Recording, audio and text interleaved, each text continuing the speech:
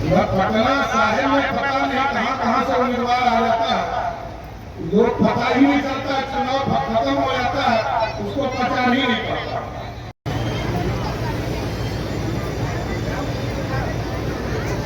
हम आग्रह करना चाहेंगे बिहार देश के अध्यक्ष श्री नरेश मेहता जी,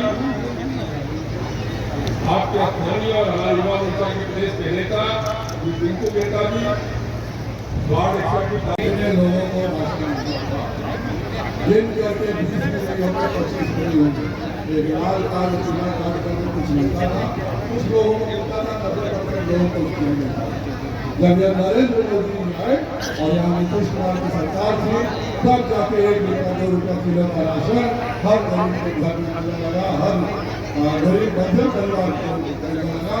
यह नरेंद्र मोदी की सोच थी। और जब कोरोना आया तो जब पूरा हिंदुस्तान बंद था तो दुगुना राशन देने का किसी ने काम किया, इतना मुफ्त में राशन देने का काम किया, तो वह माननीय नरेंद्र मोदी जी ने किया। और मोदी जी का ऐलान है कि अगले 5 साल तक सभी को राशन मिलता रहेगा। 2014 से पहले भी हिंदुस्तान था, 2014 से पहले भी यहाँ टैक्स का पैसा जमा होता था, 2014 से पहले भी सारा काम होता था, लेकिन क्यों नहीं गरीबों को सुविधा मिलती थी, यह जरूर आप सबको सोचेगा काम है।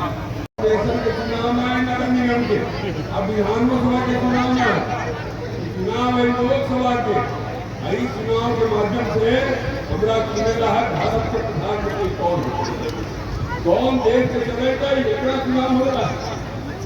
और इतना विचार कर कैसा देश के नेता चाहा, लल्लू पल्लू चाहा कि मजबूत नेता चाहा, तय कर चुनाव में इस बात का निर्णय होगा कि हम कैसा नेता चाहिए। ऐसा नेता कुछ जान जाए, पाकिस्तान में लगा है कि बहुत बोल रहे हमारा प्रधानमंत्री डर जाए, ऐसा नेता चाहा कि पाकिस्तान के घर में घुस करके बम मार के पाकिस्तान आने वाला कैसा नेता। लोकतंत्र का महापर्व है। आजादी तो 1947 में हमें मिला, 70 वर्ष तक इस देश को कांग्रेस पार्टी ने लूटने का काम किया।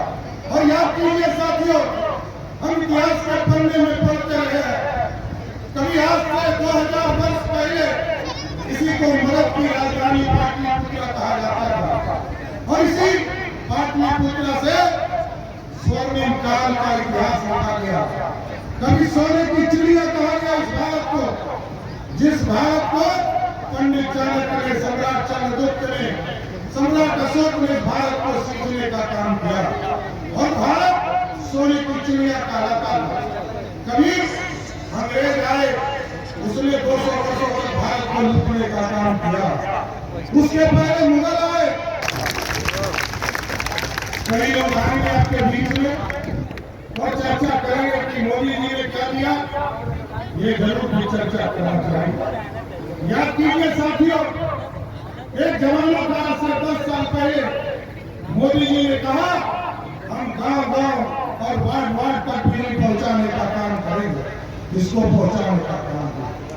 फिर मोदी और नीतीश कुमार की समझौते हुए आदरणीय नंदकिशोर जी सरकार में मंत्री हुए और नीतीश कुमार और मोदी जी ने कहा कि हम घर घर बिजली पहुंचाने का काम करेंगे।